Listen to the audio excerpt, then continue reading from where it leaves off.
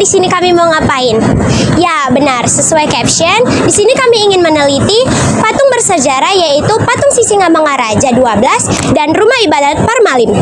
Nah, tetapi alangkah baiknya di sini kami ingin memperkenalkan diri kami terlebih dahulu. Karena sesuai kata pepatah, tak kenal maka tak sayang, kalau udah kenal boleh disayang.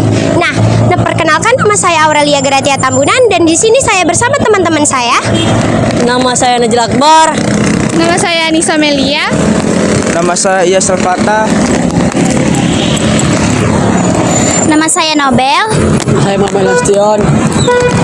Nah, di konten kami kali ini, kami ingin mengedukasi kalian tentang asal-usul dan sejarah yang ada di Indonesia ini, terkhususnya di Medan, Sumatera Utara yang kami cintai ini. Tetap tonton videonya dan selamat menyaksikan.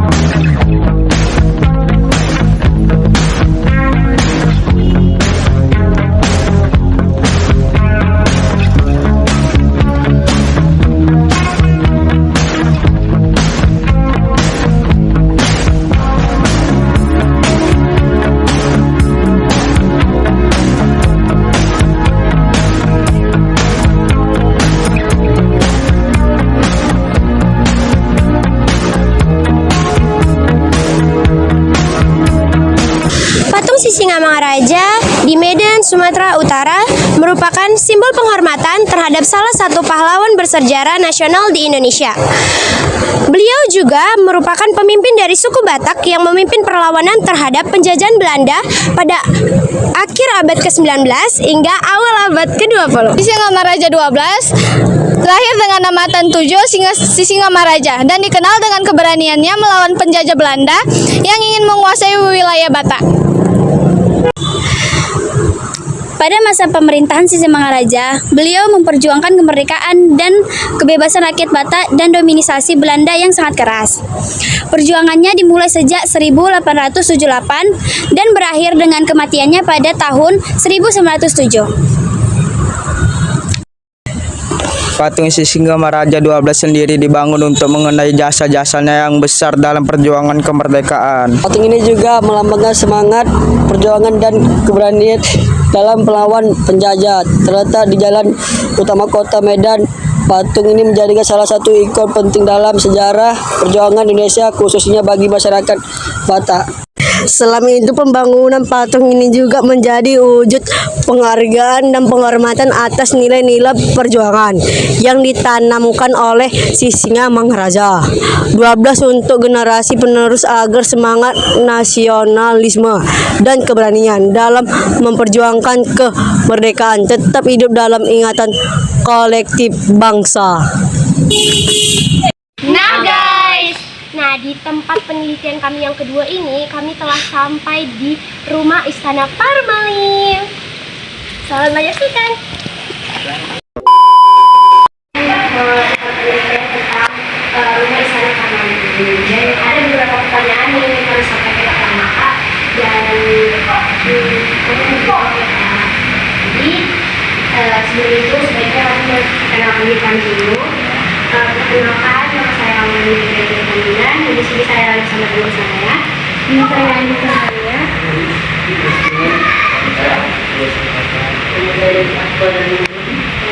Di sini yang menjadi pertanyaan kami, Pak, itu pertama, gimana sih sejarah berdirinya Batik Parmalim ini? Sejarah berdirinya Batik Parmalim ini, secara singkat. Kalau untuk peletakan batu pertamanya itu di tahun 95. Tahun 95. Untuk peresmiannya di tahun 2012. Peresmian di 2012. Pertanyaan kedua, bagaimana cara umat Parmalim di sini kalau melakukan beribadah itu? Cara ibadah itu? Kalau pelaksanaan ibadahnya ya, pastinya ya berpakaiannya lah itu kan. Kalau untuk bapak-bapaknya pertama biasanya memakai jas, kemudian memakai ulos. Nah, ulos kalau di sininya hati-hati lah disebut. Nah, kalau ulosnya itulah seperti ibaratkan kalau di Jawa ya bilang kembennya gitu. Kalian pernah juga melihat pasti kan? Nah, seperti itu dia. Kemudian ibadahnya sebelum pelaksanaan ibadah itu biasanya kami menunggu dulu ada yang bertugas masuk ke dalam itu mengantarkan aram ke dalam. Setelah yang bertugas masuk, baru yang dipimpin oleh pimpinan cabang masuk ke dalam melakukan ibadahnya seperti itu. Jadi duduknya itu kami bisa laki-laki ke laki perempuan yang disatukan. Ya, seperti itu. Di satu gedung yang sama. Iya. Lalu pertanyaan yang selanjutnya, apakah ada simbol-simbol tertentu atau khusus yang dapat dimulai ini dan biasa dipercayai? Kalau simbol-simbol khusus tidak ada. Hanya saja kalau seandainya kalian masuk ke dalam gitu kan, ada di buku itu Raja Mulia Nekoskos. Nah, Raja Mulia Nekoskos ini adalah termasuk tokoh sentral dikatakan. Kalau di kami itu disebut Indegolon, itulah pimpinan utama. Nah, dia itu termasuk tokoh yang dihormati, bukan Tuhan ya, tapi tokoh yang dihormati, termasuk dalam perjuangan orang itu sendiri. Ini pertanyaan khusus, tapi ini tidak ada di dalam buku, tapi menurut saya sendiri. Ya. Kalau ibadah Parmalim itu kan berbeda sama agama-agama lain. Apa yang membuat dia berbeda? Itu yang menurut saya penasaran. Maksudnya terkait ibadahnya. Iya, apa yang membuat dia berbeda? Ya perbedaannya kalau di kami Parmalim itu bahasa Batak. Ya, mulai dari berdoanya memang menggunakan bahasa Batak sampai dengan pengertian dari, kalau di Kristen kan ada itu masalah kitab kan di Kristen, kalau kami itu mengenai turku. Nah, dalam mengartikan turku itu bahasa Batak juga, walaupun kadangkala seperti di muda-mudinya itu, karena kan kalau sekarang ini kan walaupun bilang suku Batak lahir di kota mau kurang dalam bahasa Batak kan, jadi campur-campur. Tapi kalau umumnya itu memang bahasa Batak lah. Kemudian kalau di Kristen kan ada tempat duduknya gitu kan. Kalau kami tidak, duduk seperti inilah, duduk seperti ini bersila, duduk bersila gitu, ya sesuai barisan. Jadi beda-bedakan. Iya, beda-bedakan. Cowok-cowok, cewek-cewek itu juga muda-mudinya. Kalau yang remaja cowok ya ke duduk dekat kaum bapak-bapaknya, remaja yang cewek duduk dekat mama-mama. Ya. Lalu pertanyaan selanjutnya yang ini Pak, kalau misalnya di sini kan pasti ada nih yang memimpin. Ya. Di agama-agama lain juga pasti ada, contohnya di agama Katolik ataupun Kristen, pendeta dan pastor. Di agama Muslim ustaz. Kalau misalnya di agama Parmalim sendiri yang memimpin upacara adat ini. Oke. Nah, kalau untuk di Parmalim, karena ini kan tingkat cabang, jadi beda-beda penyebutan. Nah, ini kan. Jadi kalau di tingkat kami ini disebut dengan ulu tumuan. Ya, ulu tumuan itu sebutan untuk pimpinan cabang, ulu tumuan. Seperti itu. Kalau di pusat itu disebut dengan ihutan. Ihutan. Ya, disebut dengan ihutan. Itu penyebutan. Lalu kalau di rumah ibadah Parmalim ini apakah ada upacara besar yang pernah dilakukan? Di sini? Ya. Oke. Nah, untuk di sini ada kegiatan 2 kali upacara besar ini. Setelah sudah diresmikan tempat dua upacara besar, yaitu ulam Spasada dan ulam Spalini. Ya, selebihnya tidak ada lagi di dalam studi pusat. Hanya itu saja yang pernah dilaksanakan di ulam Spasada, Spalini. Iya. Tapi kalau misalnya kayak upacara besar tertentu itu? Upacara besar tertentu yaitu tadi sudah di pusat. Itu namanya ulam Spasada, Sipahalima juga. Nah, jadi itu dia. Lalu aturan yang harus dipatuhi saat masuk ke rumah ibadah permanen. Ini di kaum bapak-bapaknya atau Bisa semua. Oke. Nah, kalau di bapak-bapaknya tadi kan sudah diberitahukan kalau ini sudah berumah tangga ya. Kalau kaum bapak itu pakai jas. Pakai jas, dan kemudian marabit, marabihande. Jadi martadi tadi. Di atas itu. Kalau di Islam kan apa namanya sorbannya? Ya kan? Yang sorban ya, sorban ya. Jadi kalau itu yang di bapaknya, kalau yang di mamanya atau ina itu biasanya berkebaya, marabit, marhade-hande, sanggul, sanggul, gitu dia, sanggul toba, gitu. Tidak boleh rambut itu ini terurai, boleh itu disanggul. Nah, itu untuk yang sudah berumah tangga. Kalau untuk di remajanya cukup berpakaian yang rapi, memakai sarung. Itu di yang perempuannya, yang remaja perempuan seperti itu juga, menggunakan pakaian yang rapi, tidak menunjukkan bentuk tubuh. Kan ada itu pakaian yang ketat, nah, itu nggak diperbolehkan. Dan kemudian pakai sarung juga, pakai hande-hande. Ya, mereka nggak ada lagi tambahan-tambahan apapun. Terus apakah rumah ibadat ini terbuka untuk umum atau hanya umat untuk khusus permanen? Nah, kalau peruntukannya sudah pasti untuk permanen. Tapi seperti kalian inilah, ini kan termasuk terbuka untuk umum. Ya, terbuka untuk umum dalam arti apa? Tetap harus ada permohonan. Ya, aturan tetap ada lah, aturan kunjung. Tadi ada yang kurang nih Pak. Ya. Kan itu kan tadi kan saya nanya siapa yang memimpin kan. Ya. Nah sekarang pertanyaan itu apa sih tugas pemimpin itu? Ya, tugas pemimpinnya kalau Sama kayak di kayak agama lain, korban.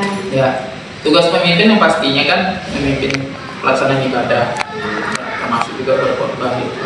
Khotbah sampai penutupan kegiatan ibadah itu ya pemimpin yang ini melaksanakan. Jadi teman-teman ada yang ingin tanya-tanya apa udah puas semua? Kalau ada yang mau ditanya-tanya kan? Apa tanya Ya, aja. relax saja. Kita enggak. Kita di sini bukan misalnya menjelekkan ya, tapi kalian menggali informasi. Ya, ada yang mau tanya kan?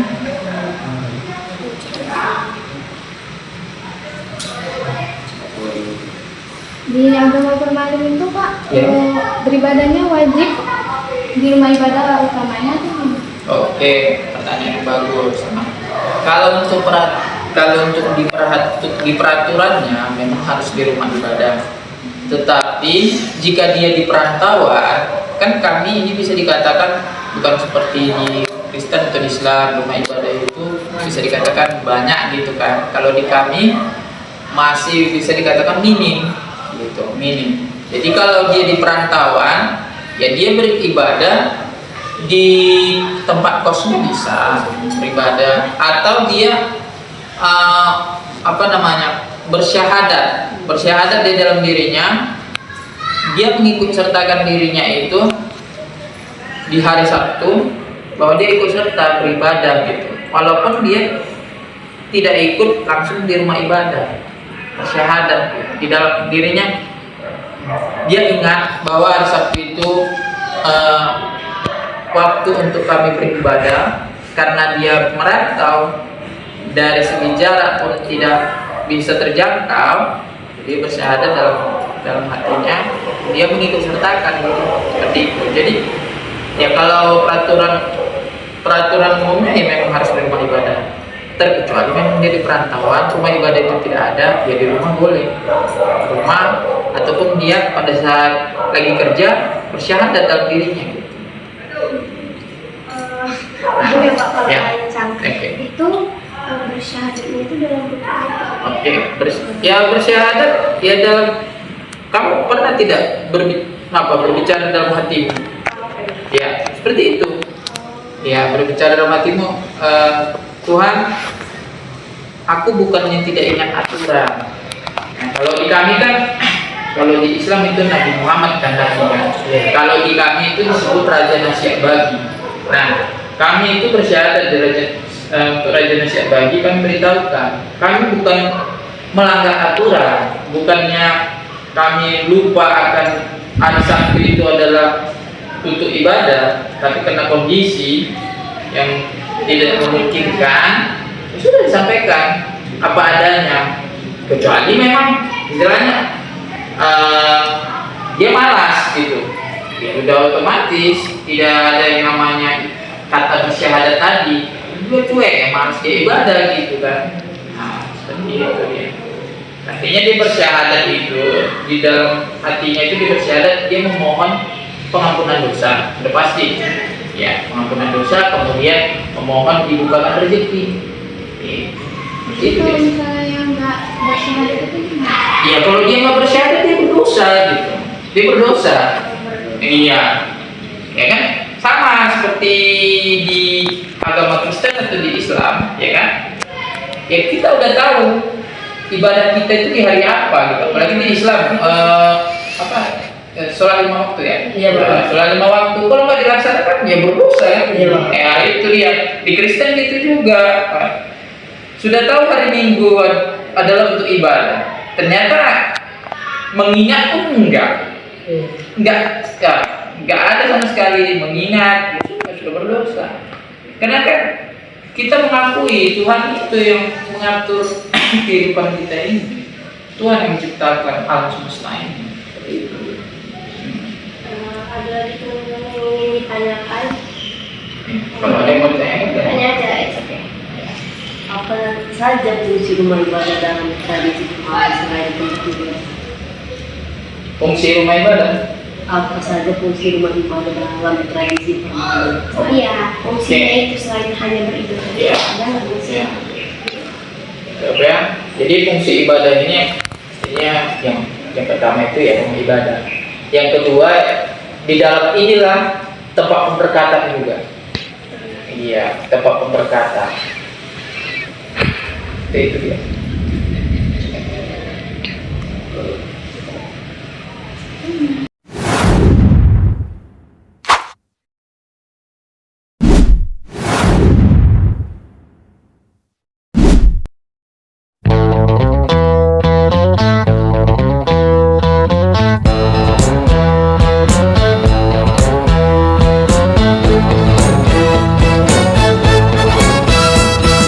She ain't got no money, her clothes are kind of funny, her hair is kind of wild and free.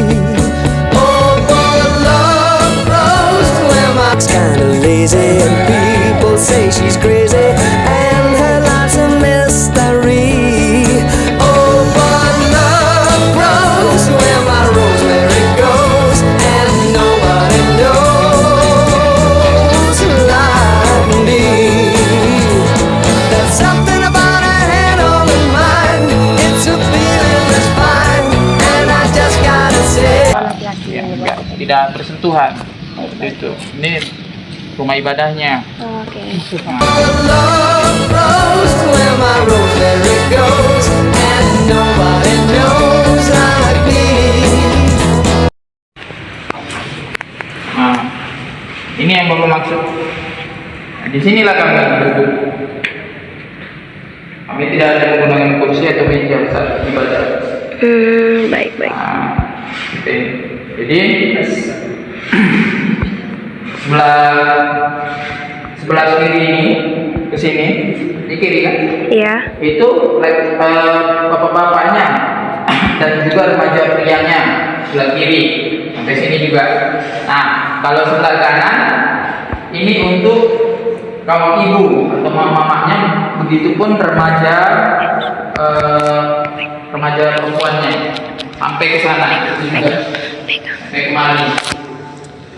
Itu penunjukannya. Dulu untuk kami itu kalau ibadah saya contohkan ya. Dalam posisinya ini nggak bisa sebenarnya saya di sini, harus di sana. Nah, contohnya seperti ini kami ibadah. Oh, jadi tangannya Iya. Jadi pimpinan cabang atau pimpinan yang memimpin ibadah itu berdiri di sini. Tangannya ini. Nah, begitu. Tangannya seperti ini. Berdiri. Selama pelaksanaan ibadah. Setelah selesai ibadah ini, itulah yang kamu bilang tadi berkhotbahnya. Berkhotbahnya di mana? Posisinya di sini. Berdirinya di sini. Dia itu sini berdirinya, berkhotbah. Nah, kalau pelaksanaan ibadah intinya seperti yang saya tunjukkan tadi. Untuk berkhotbahnya posisinya di sini, berdiri. Jadi Pak, itu. Iya Pak, di sini. Inilah disebut dengan langgatan nama. Langgatan. Jadi kami beribadah itu ada yang namanya pelean. Nah, pelean yang maksud itu ya ini wadahnya ini mangkok putih. Ini kan, ini mangkok putih. Di dalamnya ini air bersih. Sudah ada jeruk purut di dalamnya. Kemudian ini namanya bani-bani. Ini udah kering ya, posisi udah kering ini. Seharusnya yang segar sebenarnya harusnya ditunjukkan, tapi ini yang keringnya lah. Nah, ini baru kami pakai di hari Sabtu lalu. Nah, sudah. Nah, yang saya bilang tadi ada yang bertugas membawa arang, ya. Kami arang itu tidak lepas juga. Nah, ini namanya perdaupan. Perdaupan. Jadi di sini arang itu sudah dibakar, sudah membara dia, ya. Kemudian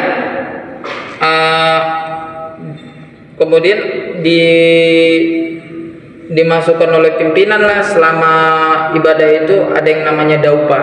Perdaupan sama daupa beda. Nah, kalau di Jawa itu disebut kemenyan, tapi berbeda daupa dengan kemenyan. Menurut sebagian orang sama. Iya, seperti itu. Inilah wadahnya. Nah, ini. Jadi kami letakkan di situ. Nah, tapi alasnya ini. Alasnya tikar ini 3 lapis. Tikarnya 3 lapis. Kemudian pimpinan tadi yang di sini juga pakai alas tikar. Tikarnya warna itu juga, bedanya bukan 3 lapis. Di sini ada tikar. Di sini juga ada. Sebelum beliau itu berkhotbah dalam posisi duduk itu, selesai memimpin ibadah inti, beliau itu duduk seperti ini. Nah, ini dia seperti ini duduk. Lupungan tadi. Setelah itu mau menutup, beliau berdiri menyampaikan khotbah. Nah, ini gelas-gelas ini kami percaya ini. Nah, kami percaya ini kalau kami sebut ini namanya pangurason. Nah, kami percaya pangurason ini bisa menjadi obat, bukan berdukun artinya ya. Karena kami kan sudah bermohon sama Sang Pencipta bahwa dengan campuran air jernih tadi ya, kemudian jeruk purut dan bani-bani ini, kami berkeyakinan bahwa ini bisa menjadi obat gitu, bagi kami. Dan untuk kami sendiri terbukti, ada yang membuktikan memang berhasil gitu. Misalkan dia demam gitu kan, kesakitan, dia minum pangurason ini, dia sembuh. Tapi tetap berdoa gitu, bukan berdukun ya, tetap dia berdoa pada Sang Maha Pencipta. Ini kan hanya perantaraan saja, iya seperti itu. Jadi yang mau minum biasanya pakai ini gelas. Ya dituangkan gitu. Tapi biasanya yang lebih dahulu meminum pangurasan itu pimpinan. Iya, pimpinan. Setelah itu baru jemaatnya. Kalau di kami jemaat itu sebut ruas. Ya. Berarti airnya itu nanti itu tuh ada saat emang ada pimpinannya atau memang ada gitu? Selalu ada airnya. Saat ibadah mau dilaksanakan. Saat ibadah mau dilaksanakan. Ya, ibadah mau dilaksanakan. Itu dibawa dari Bukan. Yang membawa ini tadi kan saya sampaikan air jernih. Nah, air jernih ini diambil kalau di Toba dulu langsung dari mata air. Nah, sekarang kan sudah sulit itu, atau kami kan saya katakan sudah di kota lah, gitu kan. Jadi pengambilan airnya itu langsung dari keran. Nah, dari keran jamnya ada ketentuannya. Nah, jamnya ada ketentuannya, yaitu mulai dari jam 4 pagi atau paling lambat tengah 5. Nah, jam 4 pagi atau tengah 5 paling lambat ya. Nah, alasannya apa? Supaya dia sempat dipakai dulu. Iya, supaya dia cepat ada yang pakai dulu, atau supaya dia cepat burung kan terbang itu jam tengah 5 kan udah mulai terbang burung kan. Supaya dia cepat menjatuhkan kotorannya tadi pas mengambil air itu. Karena kami ngambilnya itu pakai ceret, ditampung. Karena kan inilah mata airnya atau kerannya kan, kami duduk ini ngambilnya.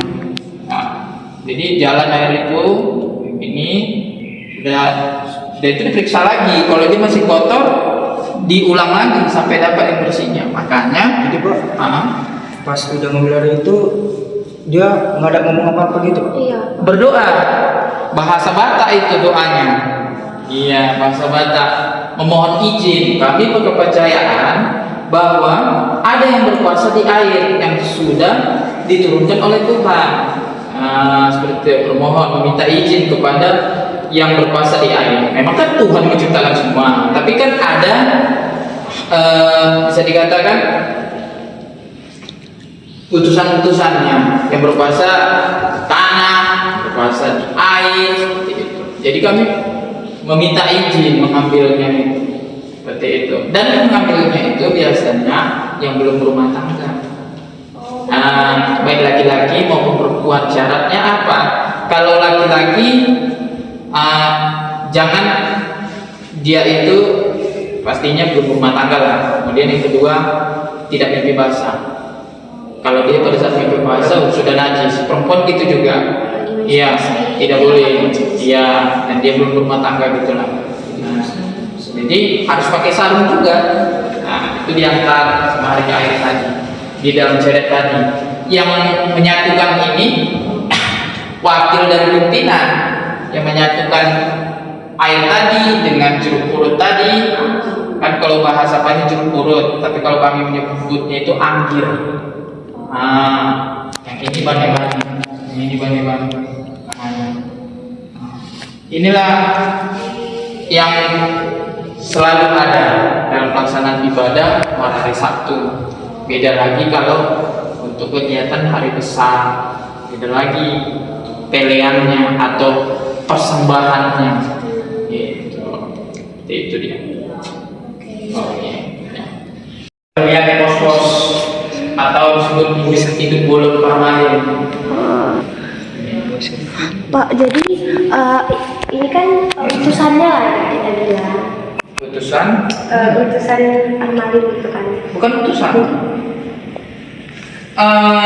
Beliau ini adalah murid dari Raja Singamaraja ke-12. Ya, meneruskan. Beliau yang mengembangkan ajar Parmalin itu tadi, ajar Hamalimon namanya. Jadi beliau yang mengagamakannya, Raja Mulia Epospos. Jadi Pak, kalau misalnya di Parmalin ini apakah masih Ya percaya dong. Ya pasti percaya, cuma tata ibadahnya berbeda. Iya, tata ibadahnya. Kemudian kan penyebutan Tuhan kan berbeda-beda. Kalau di suku Batak itu disebut dengan Mulai Jadi Dahulu, ya kan? Kalau di Islam Allah, ya kan? Ya, di Kristen Allah, ya kan? Ya, Yesus, kalau Allah. Kalau di kami itu ya penyebutan Tuhan. Tuhan yang Maha Besar itu mulai jadi dahulu. Iya, mulai jadi dahulu. Gitu. Pak, saya mau nanya nih, ini biasanya tempat yang ini Pak, biasanya digunakan untuk apa gitu? Kayak entah ada muda-mudi kah yang melakukan acara-acara gitu, kayak kegiatan-kegiatan. Nah, kalau untuk bangunan ini yang serba multifungsi, tergantung penggunaan, gitu. Jadi kalau untuk di ibadah, sebelum ibadah itu biasanya di sini berkumpul. Ya, beribadah di sini kumpul, itulah yang tadi saya bilang, yang bapak-bapaknya pakai tali-tali namanya. Ya, kemudian apalah, menyiapkan pakaian yang memang benar-benar layak Untuk masuk untuk ke ibadah. Iya, gitu juga. Berarti ini adalah tempat yang digunakan sebelum masuk ke rumah ibadah. Iya, Parhobasan. Ini namanya Balai Parhobasan. Ini ruangan ini Balai Parhobasan. Jadi video suaranya. Ini Balai Parhobasan. Apa? Ini Balai Parhobasan. Ini kalau ini kamar mandinya, kemudian sebelah sana dapurnya. Oh, ini boleh di... Boleh, boleh. Soalnya nggak nampak. Jorok.